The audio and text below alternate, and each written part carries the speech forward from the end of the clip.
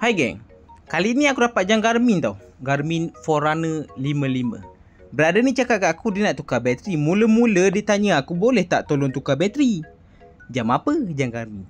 Mahal bang jam Garmin, aku cakap kan. Lepas tu dia cakap, yang ni tak mahal mana bang, ni Garmin yang murah. Oh ada Garmin yang murah, macam tu lah.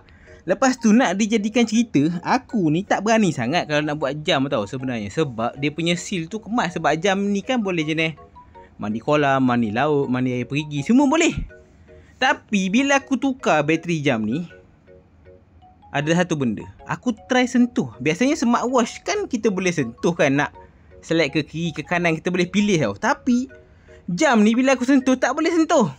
Aku dah cuak dah, aku cakap mampus nak jawab apa yang customer ni. Tapi setakat ni aku repair, tak ada benda yang putus, tak ada benda yang aku terkiokkan. Kenapa tak boleh sentuh? Aku dah cuba. Memang berpeluh dari masa tu. Mahal mat jam ni. Walaupun orang tu kata murah, tetap mahal.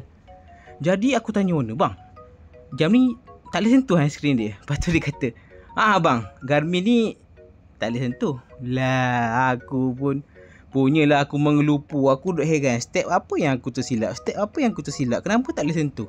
Rupa-rupanya memang jenis tak boleh sentuh. Nasib baik, memang banyak butang, ada back, ada light apa benda kan. Aku ingatkan macam smartwatch yang lain. Maknanya aku ni noob lah, tak tahu sangat. Kalau orang suruh tukar tu, aku tukar. Kalau orang suruh repair tu, aku repair. Aku tak adalah nak ambil tahu sangat jam ni spek macam mana apa semua. Tiba-tiba hari tu aku try sentuh. Nasib baik bukan jenis sentuh. Dah siap dah tu. Mantap bosku.